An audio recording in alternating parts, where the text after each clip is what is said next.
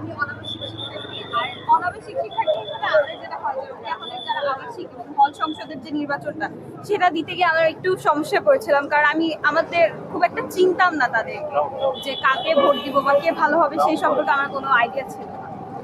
আচ্ছা, রোকেয়া হলের একটি অভিযোগ রয়েছে, আমরা শুনেছি শিবিরের প্রার্থীদের ওখানে ক্রস দেওয়া ছিল, এই ধরনের আপনি কিছু পেয়েছেন কিনা? আমি যখন ভিতরে ঢুকবো তখন শিবির না, অন্যান্য বিভিন্ন স্বতন্ত্র বলেন বা হচ্ছে বাক্সাসের বেশ কিছু মানুষকে দেখেছিলাম, তারা লিফলেট দিচ্ছিল যে আপু আপনি হচ্ছে একে ভোট দিন, আমাকে ভোট দিন, আমার ব্যালট নাম্বার এটা। বাট আমি এখনো জানি না যে এটা আইন আছে কি নাই, যে আমি হচ্ছে ভোটের দিন ভোট কেন্দ্রে মানে ভোটারদেরকে লিফলেট বিতরণ করা, এটা আদৌ আইন আছে কিনা আমি দুদিন আগে শেষ হয়েছে। জি, ওটা তো প্রচারণা শেষ হয়ে গেছে 7 তারিখে রাত 11টা পর্যন্ত ছিল। তারপরেও বেশ কিছু ভাবে আমি ফেসবুকেও দেখেছি, এছাড়াও অন্যান্য অনলাইন মিডিয়া থেকে শুরু করে অফলাইনেও আমি হচ্ছে পেয়েছি। আচ্ছা, ব্যালট পেপারে কি কোনো টিক চিহ্ন বা ক্রস চিহ্ন এরকম কিছু আমি দেওয়া ছিল পাইনি, কিনা? মানে আমাকে হচ্ছে মেইনলি 5টা ব্যালট পেপার দেওয়া হয়েছিল আপনার যে কেন্দ্র নির্বাচনটা ডাকসুর জন্য, আর হল সংসদের জন্য দেওয়া হয়েছিল একটা পেপার, তো সেখানে জাস্ট আমাদের ক্রস চিহ্ন দিতে হয়েছিল, বাট আমারটাই আমি কখনো পাইনি।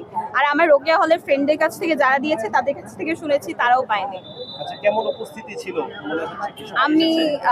আমি যখন সকালের দিকে দেখেছিলাম বা আমার ফ্রেন্ডের কাছ থেকে খোঁজ নিয়েছিলাম তখন শুনেছিলাম বেশ ভালো উপস্থিতি ছিল, বাট আমি যেহেতু দুপুরের টাইমে গিয়েছি আর কি ভোট দিতে, তো সেই টাইমে খুব একটা উপস্থিতি ছিল না, মানে তখন অলমোস্ট সবারই মনে হয় ভোট দেওয়া শেষ হয়ে গেছে। এই যে নির্বাচনের প্রচারণার যে বিধিবিধান লঙ্ঘন করে আজও যে প্রচারণা চালাচ্ছে প্রার্থীরা, কিভাবে দেখছেন আপনারা? এটা সুষ্ঠু নির্বাচন হচ্ছে তাহলে? সুষ্ঠু নির্বাচন আসলে এই পর্যন্ত ঢাকা ভার্সিটি কখনো দেখেছে কিনা জানি না, মানে আমি জন্মের পর থেকে আমি জানি না, কিন্তু হ্যাঁ বেশ কিছু প্রচারণার ক্ষেত্রে বেশ কিছু আইন ভঙ্গ করেছে, এটা আমি পার্সোনালি খেয়াল করেছি। যদি বলি, যেমন একটা বললামই যে ওনারা এখনো প্রার্থীরা হচ্ছে বিভিন্ন ধরনের দিচ্ছে, লিফলেট দিচ্ছে বা তাদেরকে ভোট দেওয়ার কথা বলছে। এছাড়াও আমাদের 7 তারিখে 12টার মধ্যে ব্যালট মানে প্রচারণার শেষ সময় ছিল, তারপরেও দেখেছি বেশ কিছু প্রার্থী তাদের প্রচারণা চালিয়ে গিয়েছে বা বিভিন্ন আমাদের যে গ্রুপগুলো আছে সেখানে বলেছে। এবং আরেকটা অভিযোগ শুনেছি সেটা হচ্ছে বিভিন্ন রেস্টুরেন্টে গিয়ে হচ্ছে খাইয়েছে এবং ভোট দেওয়ার জন্য।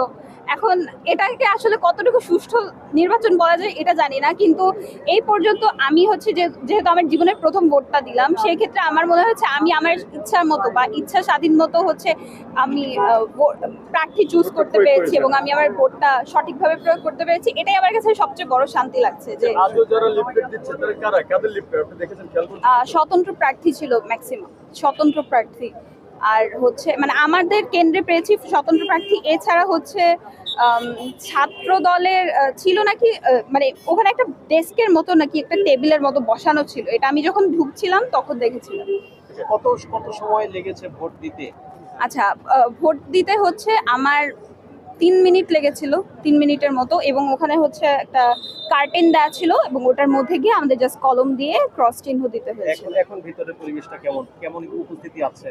উপস্থিতি বললাম যে মানে মোটামুটি ছিল। এই টাইমটা যেহেতু দুপুরবেলা, এই টাইমটা মানে অলমোস্ট সবাই হচ্ছে সকালের দিকে বা মানে 10টা থেকে 11টার মধ্যেই সবাই দিয়ে দিয়েছে, 10টা থেকে 12টার মধ্যে। কয়টা ভোট দিয়েছেন আপু? আমি মানে 41টা ভোটই দিয়েছি। 41টা ভোটের মধ্যে আপনার হল সংসদে ছিল বেশ কিছু, আর হচ্ছে আপনার কেন্দ্রীয়তে হচ্ছে 13টা মানে প্রার্থীদের প্লাস হচ্ছে সদস্যদের দিতে হয়েছিল, আর হল সংসদে হচ্ছে বাকিগুলো দেওয়া হয়েছে। আচ্ছা, আপনার কি মনে হয় বিবিওর সম্ভাবনা রয়েছে কার? আপনার কি মনে হয় পার্সোনালি?